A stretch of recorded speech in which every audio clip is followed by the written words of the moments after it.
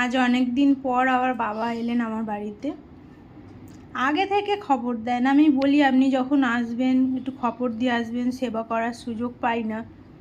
আজকে সকালবেলায় উনি খবর দিলেন যে আমি যাচ্ছি। আসলে বাবার অনেক শিষ্য তো, সবার বাড়িতে একবার করে যান, যেতে পারে না। তবু আমার ভাগ্য যে এবারে দুবার এলেন। বাবা আপনার কি শরীরটা খুবই খারাপ? খুব খারাপ। বললাম দুটো লুচি খান করে দিই গরম গরম। গ্যাসের প্রবলেম আছে। ঠিক আছে, যত সামান্য একটু আপনার জন্যই ফল, একটু ফলাহার করুন।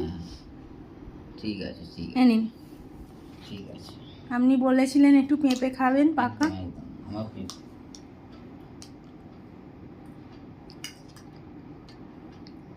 মিষ্টি বাবা পেঁপেটা? দারুণ।